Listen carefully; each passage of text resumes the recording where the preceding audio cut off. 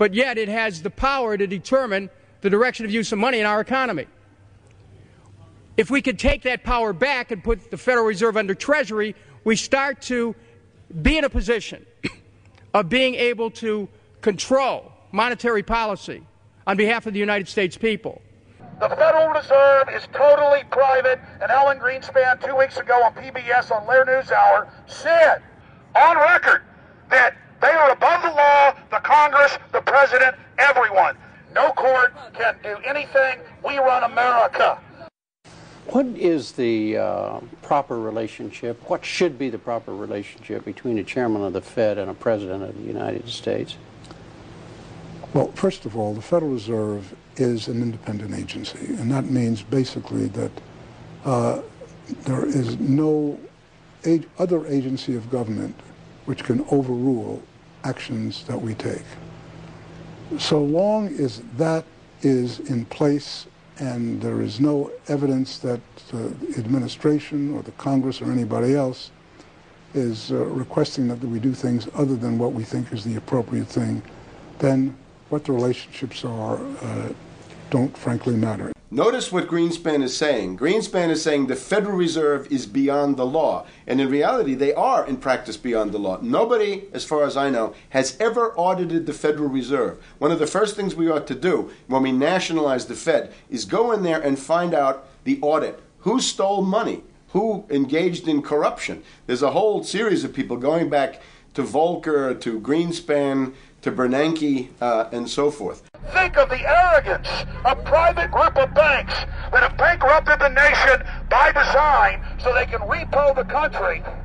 A private group of banks that loaned us our own money back are telling us they're above the law. You are not above the law, criminals. No one is above the law.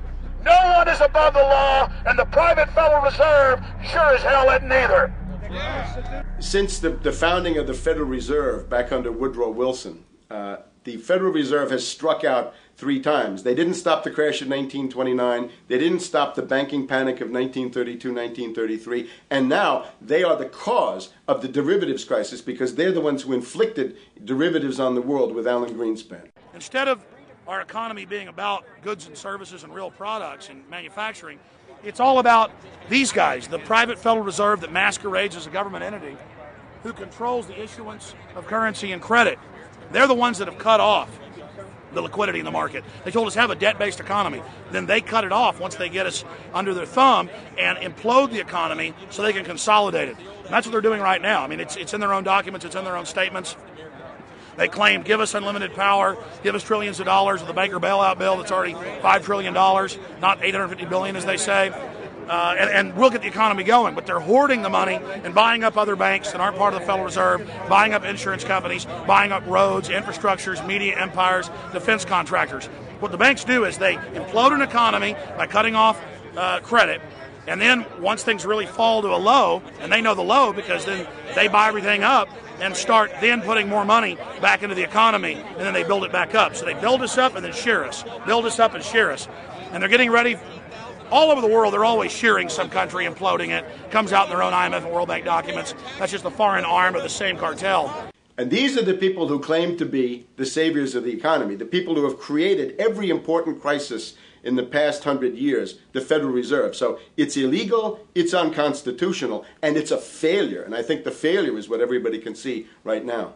Yeah, what they do is they make you think Clinton's evil in running things. Then, oh, Bush will save us. And then, oh, Bush was evil. Now we'll be saved by Barack Obama, but he's just a puppet. But as we get deeper into this phase, when they implode the economy, they have all the money and all the control. But they also like to pose as the savior. So Obama is meant to be the savior during the Depression, and he'll save us with 1 million person, he said, is bigger than our military, domestic spy force, a 3 million person environmental spy force. So giving people these jobs to be government bureaucrats and spies to go out and manage the other 290-something million Americans. And so this is classical fascism. The communists also do it. Any vertically integrated command and control authoritarian system does this. So they're openly following what the same group of banks did in Germany, Russia. It's in the Communist Manifesto to have a private central bank, because the private central bankers actually wrote the ideas that they had Marx and Engels put out. People go, well, why would the banks want communism? It doesn't exist. They rape us, they consolidate us, they put us into work brigades, they make us slaves, and they say it's a people's paradise. Look at it, boy, you're really doing good. And then they transfer all the wealth of the nation offshore. The globalists are outside all the nations. That gives them safety, and they play countries off against each other. And so that's what we're facing and dealing with. And so they're bringing in classical, hardcore tyranny in the U.S., but we have the internet. We've grown our numbers. The alternative media has exploded. That's why they're trying to move in to shut down and regulate and tax the web, but it's too late for them. They're playing in the 19th century, 20th century rules. It's 21st century, the century of resistance to tyranny. And so it's going to be one hell of a fight with the people and free humanity on one side and the New World Order on the other. And every one of you out there counts, needs to be involved in this fight like nothing you've been involved with before, because this is life and death.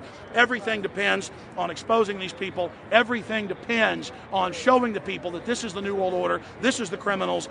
We're dealing with the king rats here, the people that are carrying out tyranny worldwide. And either they fall or we fall. Either worldwide darkness and a new age of tyranny and oppression and with a scientific overlay, or a new age of liberty and freedom and a new renaissance. The choice is the people's out there. Okay, we can tell you what's going on. You can check it out for yourself and find out it's true. But don't wait. Investigate now. Get involved now. Go out there and reach out now. We don't have time.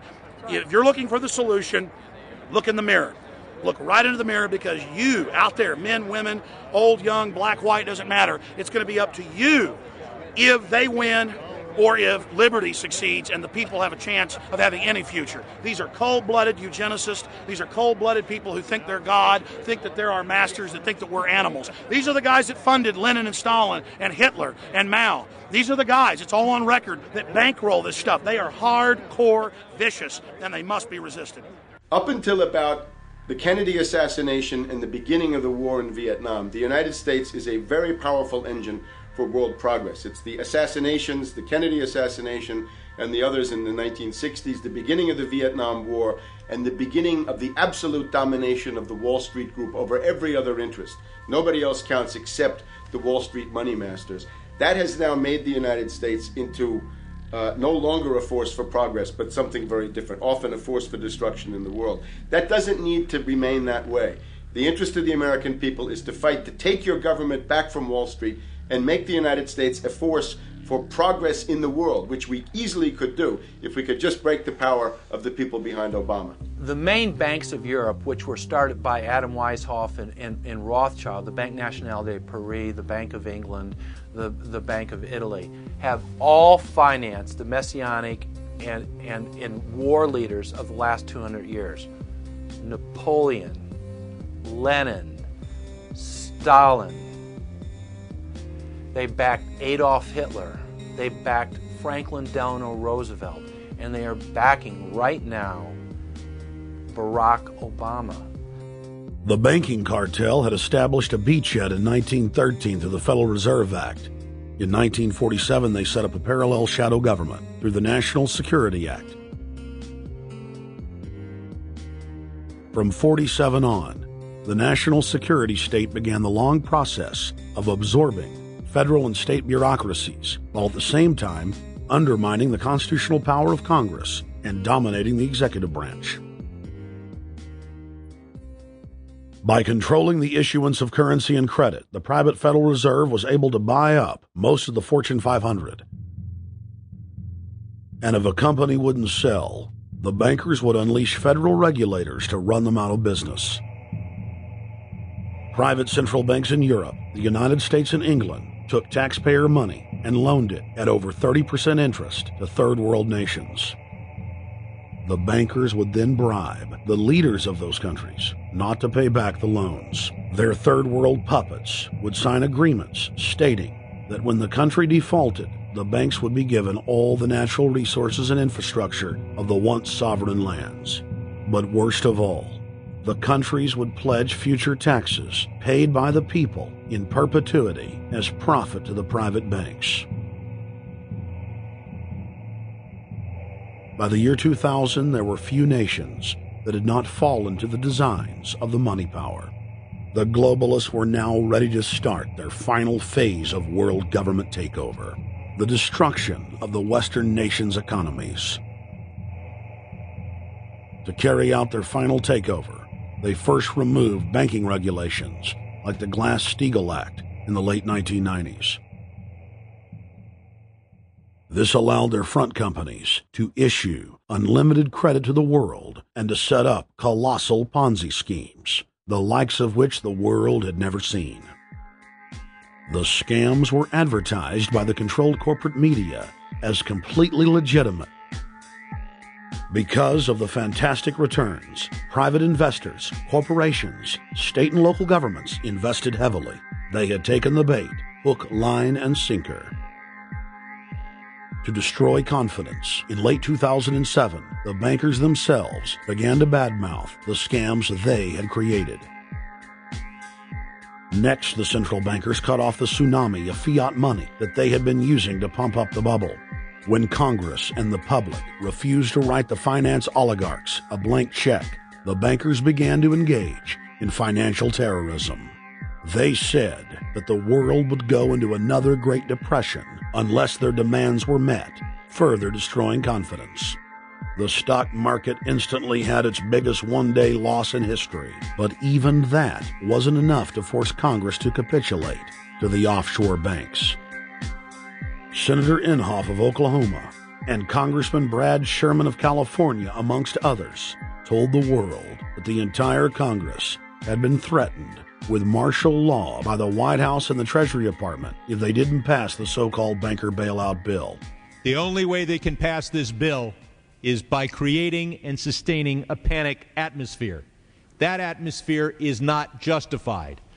Many of us were told in private conversations that if we voted against this bill on Monday, that the sky would fall, the market would drop 2,000 or 3,000 points the first day, another couple thousand the second day, and a few members were even told that there would be martial law in America if we voted no. That's what I call fear-mongering. Unjustified. The final version of the bill was kept secret from the Congress until minutes before the vote on October 3, 2008. The Federal Reserve had promised total transparency, that every dime would be accounted for. To Democrats and Republicans who've opposed this plan, I say, step up to the plate. Let's do what's right for the country at this time, because the time to act is now. To prevent the possibility of a crisis turning into a catastrophe. After its passage, the public learned with horror that the bill was really a financial coup d'etat by Wall Street. The bill didn't just give $700 billion to the banks. It was a blank check. And as of February 2009, $9.7 trillion has disappeared into a black hole. Within 24 hours of its passage, Secretary of Treasury Henry Paulson said they were no longer going to use the money to unfreeze the mortgage market by buying bad debt. We went to Congress. Illiquid assets look like the way to go. As the situation worsened, the facts change. I will never apologize for changing an approach or strategy when the facts change. Paulson has, in the meantime, admitted that the subprime mortgage crisis is not the cause, really, of the breakdown of the entire world banking system and the bankruptcy of most of the banks in London and in Wall Street. He said, we're going to buy up toxic assets, but we're not going to worry about subprime mortgages. What he's talking about is derivatives. Derivatives are the center of the crisis. He went on to say that where the money was going was a secret. I believe that banking institutions are more dangerous to our liberties than standing armies. If the American people ever allow private banks to control the issuance of their currency, first by inflation, then by deflation, the banks and corporations that will grow up around the banks will deprive the people of all property until their children wake up homeless on the continent their fathers conquered. The issuing power should be taken from the banks and restored to the people, to whom it properly belongs. Thomas Jefferson, 3rd President of the United States. Secretary Paulson came in with the Vice President and Fed Chairman Bernanke and made all these assurances that there was absolutely a critical, immediate need to get rid of the corrosive derivative products, all the different names for this ubiquitous, sub S retrade.